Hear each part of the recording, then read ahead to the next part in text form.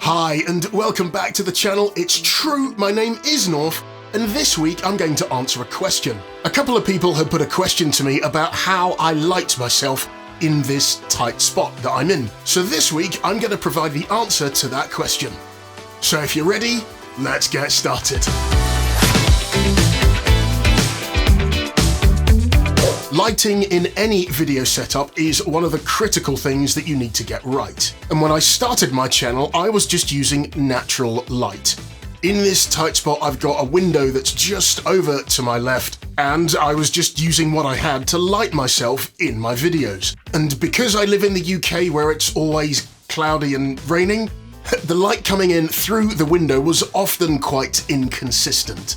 And you'll see that in some of my very early videos. So I thought, okay, I need to try to make the light consistent in my videos. And that's where I started thinking, trying to get consistent light in the UK obviously is a bit of a challenge. And it was for me in this tight spot. Of course, as you may remember, the tight spot that I'm in is a 6x6 box, or just over 3 square meters. The challenge that I often had with natural light is that I can only record in the morning. The window in this tight little spot faces towards the southwest, and by about 1 o'clock, on those rare occasions where the sun would come out, this whole space would be beautifully illuminated by the sun, which is great, but of course it causes you some real lighting challenges when you're trying to record a video. Having a dedicated video light really was the way forward. And the light that I fell in love with was the Aperture 120D Mark II. I also wanted it with a stand and also a huge light dome, but then trying to fit that through the door in this little tight spot? Well, that idea was out the window, if you pardon the pun. So at that point, it was back to the drawing board. What sort of consistent video light could I fit into this tight spot? Having conducted lots of research, I was inspired by DSLR shooters Caleb Pike, who put an entire YouTube setup on a monitor arm, and that got me thinking. I then stumbled across a company called Neewer, and they make really good high-quality lights that are relatively affordable. Having mashed together the two ideas, one from DSLR shooters Caleb Pike, and the idea that I had bouncing around my head, I actually came up with this. My Neewer large panel LED light sits on top of a monitor arm.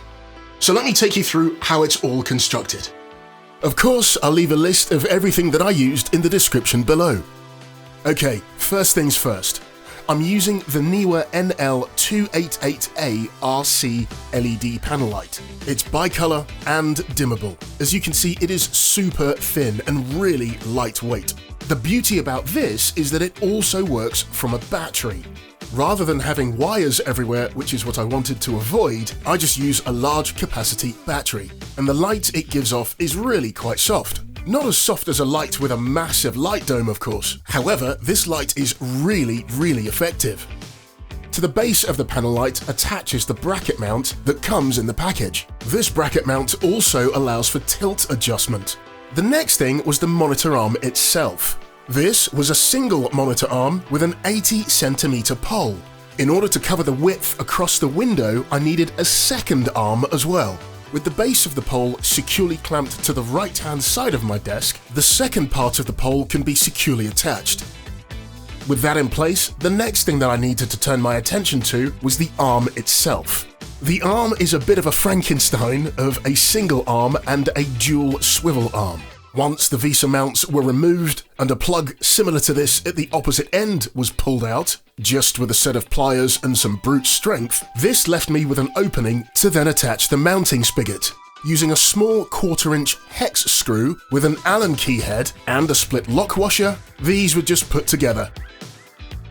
Without the need for drilling any holes, the Allen key fits through here and you're able to tighten the bolt, keeping the mounting spigot in a fixed position. The Frankenstein arm that I've just made is then mounted at the top of the pole, and the single hex bolt is then tightened to hold the arm in place.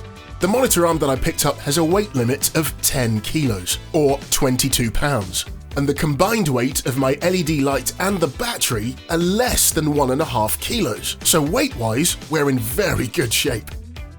I can have this light swung out into action in less than 10 seconds, and I can fold it away in half that time. Having this light mounted to the far right of my desk means that when the light is folded away for storage, it doesn't obscure any natural light that's coming into this tight spot. And by the same token, neither does it obscure my view out of the window. The Allen key holders are really quite handy to have just here. Why? A couple of them happen to fit the hex bolts on some of my camera accessories. Using tried and tested key light principles, especially when you wear glasses, my LED panel light is then tilted down and switched on, and is specifically at this height to avoid any of those nasty reflections in my glasses. Two other lights I use to illuminate my space. This is one of the two that sits behind me and is the bowling P1. And the other is just a USB-powered LED strip light that sits just behind my curved display. And that's it. That is how this high-level key light is put together for all of my videos. Please do let me know in the comments below what your key light setup is. If you've got a key light or whether you're looking to invest in one, let me know in the comments below. As you know, I love the number 3, and I would love you to do 3 things for me. If you like the content, please do give me a thumbs up. Also remember to subscribe to the channel and hit that little bell notification so you don't miss out on when I upload brand new content to the channel. Again, thank you very much for choosing to spend your time here, and I'll see you next time.